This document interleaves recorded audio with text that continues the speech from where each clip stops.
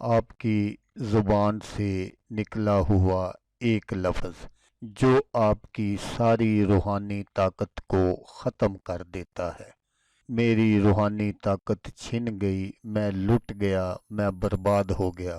یہ ہے وہ سوال جو اکثر مجھ سے پوچھا جاتا ہے۔ روحانیت کیسے چلی جاتی ہے؟ جب روحانیت کے علم کا ادراک ہوتا ہے، اس کے کچھ عرصے بعد اکثر لوگ شکایت کرتے ہیں، ہم سے روحانیت چھن گئی، ہم سے روحانیت کسی نے لے لی۔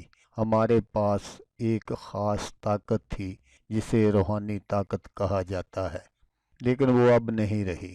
اکثر لوگ یہ شکایت کرتے ہیں، تو روحانی طاقت آخر کیوں چھن جاتی ہے؟ اس کا ریزن کیا ہے؟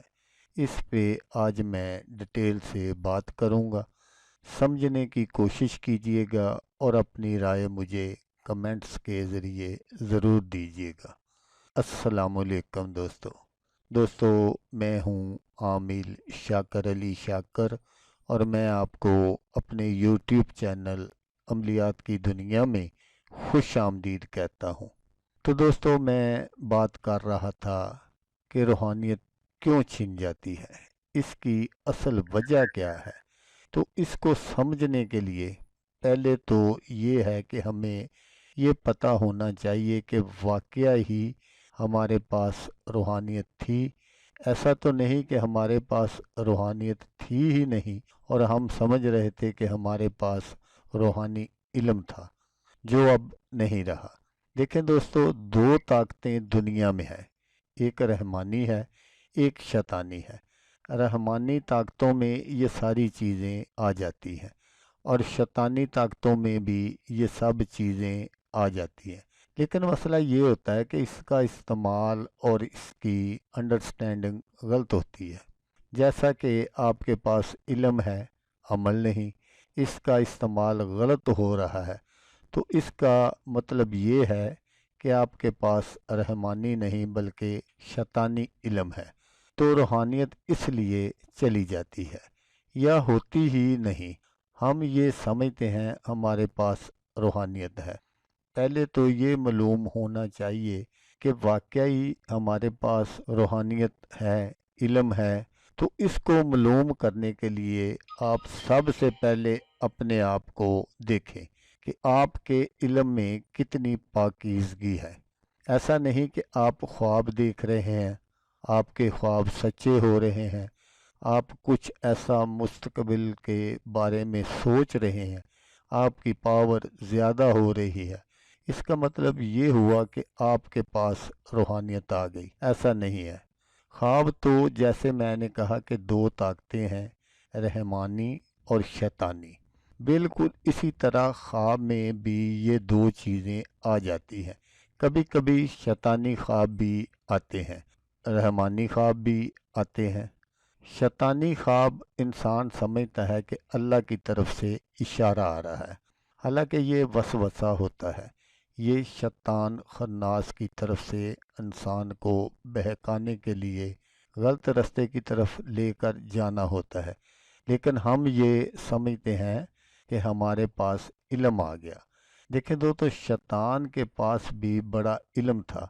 کسی نے بہت ایک زبردست فکرہ کہا ہے کہ علم جو ہے سب سے بڑا حجاب ہے بندے اور اس کے رب کے درمیان، کیونکہ جب ہم علم حاصل کرتے ہیں، ریاضت کرتے ہیں، تھوڑا علم مل جاتا ہے، تو ہمارا یہ خیال ہوتا ہے کہ ہم اس کو ثابت کیسے کریں کہ ہم علم والے ہیں۔ جس محفل میں بیٹھتے ہیں، پہلے تو یہ مسئلہ ہوتا ہے کہ ہم اپنی روحانی طاقت کو کیسے ثابت کریں کہ ہمارے پاس بھی علم ہے، لیکن وہ علم نہیں ہوتا۔ علم کی پہلی سیڑھی، انتہا تو ہے ہی نہیں، لیکن اس کی جو پہلی سیڑھی ہے جو آپ کو حاصل ہوئی، جب آپ کو سمجھ میں آ جائے کہ آپ کو کچھ نہیں آتا اور آپ چپ ہو جائیں، خاموش ہو جائیں، تب علم آپ کے اندر آئے گا۔ پہلے تو آپ اپنے آپ کو دیکھیں کہ آپ کے پاس واقعی روحانیت ہے بھی یا نہیں۔ یہ کیسے معلوم ہوگا؟ سمپل سی بات ہے، آپ کا عمل بالکل شریعت کے مطابق ہونا چاہیے۔ اب شریعت کا مطلب داڑھی اور ٹکنوں تک شلوار نہیں ہے۔ شریعت کا مطلب ہے دستور، قانون جو خدا نے، اللہ نے قرآن میں دیا، جو معاشرے کے لیے فائدہ مند ہے، وہ ہے شریعت۔ اگر آپ اپنے بہن، بھائی، والدین، دوست، بیوی، بچوں، رشتہ دار یا جس جگہ آپ کام کرتے ہیں، وہاں پر لوگوں کے ساتھ آپ کا رویہ کیسا ہے؟ نرمی والا ہے، سختی والا ہے؟ اگر نرمی والا ہے، آپ لوگوں سے پیار کرتے ہیں تو ٹھیک ہے، آپ کے پاس روحانیت ہے۔ ایک اور طریقہ بھی ہے یہ سب کچھ معلوم کرنے کا، کہ آپ اپنے آپ سے پوچھیں، کیونکہ انسان اپنے آپ سے جھوٹ نہیں بول سکتا۔ اسے تو پتہ ہے کہ اصل حقیقت کیا ہے۔ کبھی کبھی واقعی انسان کے پاس علم آ جاتا ہے، لیکن اس کا جو استعمال ہے وہ غلط ہو رہا ہوتا ہے، جس سے روحانیت ختم ہو جاتی ہے۔ اس کا پہلا اور سب سے بڑا ریزن ہے غرور، تکبر۔ میں آپ کو غرور اور تکبر کی ایک مثال دے کر سمجھاتا ہوں۔ جب اللہ تبارک و تعالیٰ نے شیطان کو فرمایا کہ آدم کو سجدہ کرو، تو اس نے غرور کیا۔ اس نے کہا میں اس سے بہتر ہوں۔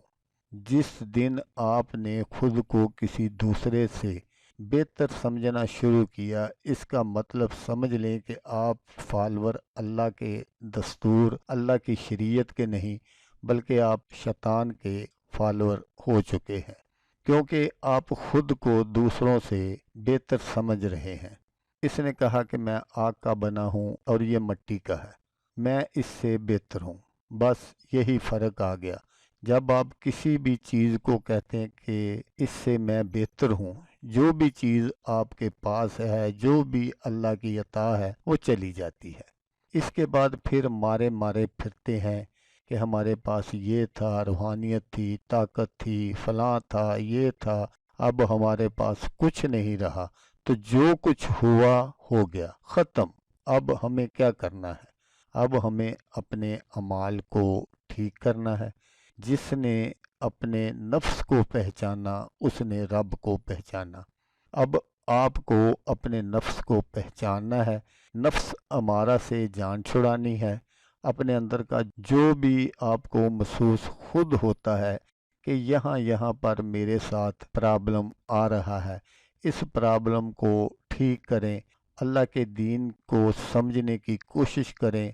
اللہ تبارک و تعالیٰ کے جو پیارے بندے ہیں، ان کے ساتھ اٹھنا بیٹھنا شروع کریں، اچھی محفلیں سجائیں، اللہ کی محفلیں سجائیں، روحانیت آپ کو بالکل مل جائے گی۔ اس سے آپ کو کوئی نہیں روک سکتا، روحانیت واپس آ جائے گی۔ کچھ دوستوں نے مجھ سے رابطہ کیا اور یہ بھی کہا کہ عامر صاحب، ہمیں اپنے ارد گرد بہت ساری چیزیں محسوس ہوتی ہیں، لیکن وہ پس پردہ ہیں، ہمارے سامنے نہیں آتی۔ تو یہ شیطان کے وسوسے ہوتے ہیں جو انسان کو اس طرح کی باتوں کی طرف لے کر جاتے ہیں۔ تو دوستو، اگر آپ کو ویڈیو اچھی لگے تو آپ نے اس کو لائک اور شیئر ضرور کرنا ہے۔